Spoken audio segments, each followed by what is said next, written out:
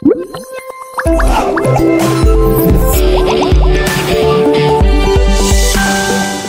vous propose maintenant un vocabulaire pour la description. Lieu, des adjectifs, sombre.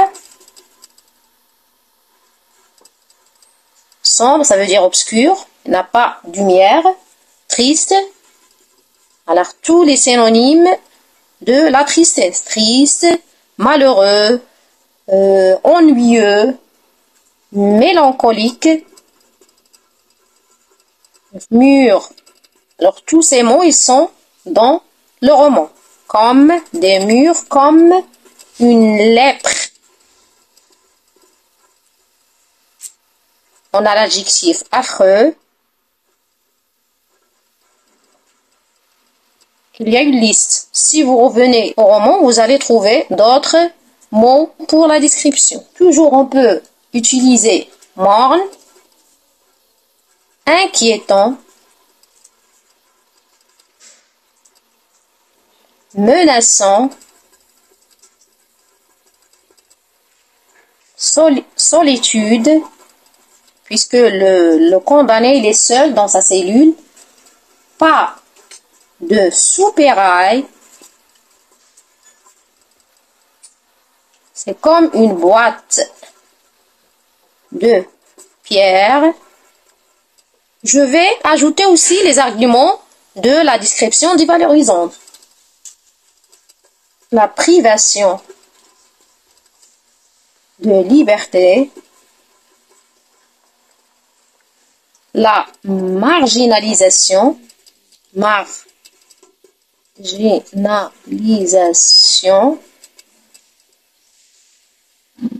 sociale. On a aussi mauvaise condition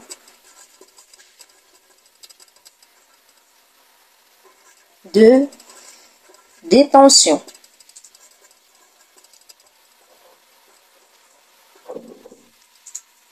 On peut ajouter aussi le mauvais traitement, surtout des gardiens ou bien du directeur, etc. Il y a aussi le manque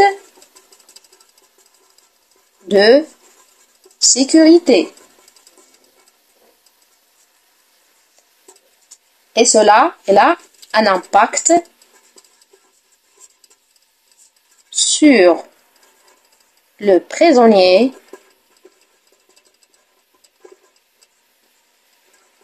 ainsi sur les familles. Dans la conclusion, on a dit qu'on va parler des objectifs généraux de l'emprisonnement. On a la correction,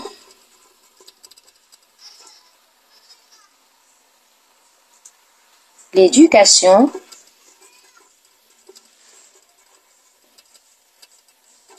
alors la correction, c'est pas la punition.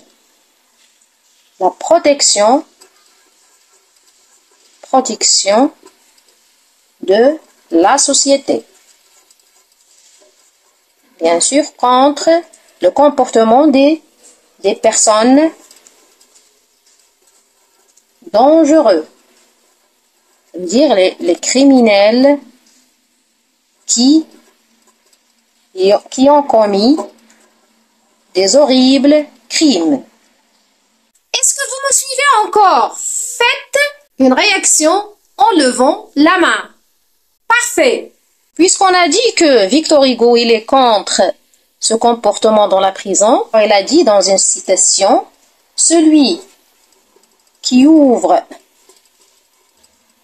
une porte d'école, qu'est-ce qu'elle va faire? Ferme une prison. C'est là le rôle de l'éducation. L'homme est une prison, déjà, où l'âme reste libre.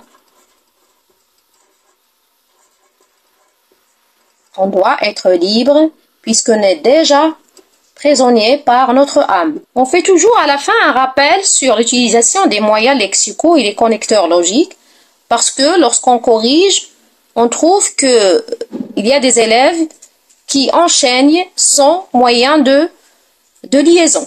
Donc, ils écrivent et ils oublient qu'il doit avoir une cohérence au niveau des idées et une progression jusqu'à la fin du texte. Étape finale, c'est la rédaction du sujet.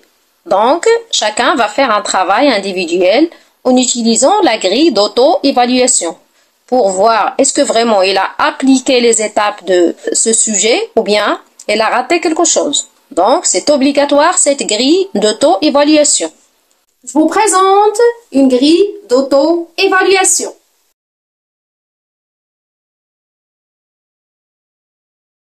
Maintenant, partagez avec moi les copies pour les corriger d'une manière collective. Il y a toujours un problème, celui de manque de moyens lexicaux ou bien des connecteurs logiques. Faites attention dans la prochaine production écrite. J'ai remarqué à la fin qu'il y a une production bien organisée, donc je la propose comme une trace écrite. Merci et à bientôt.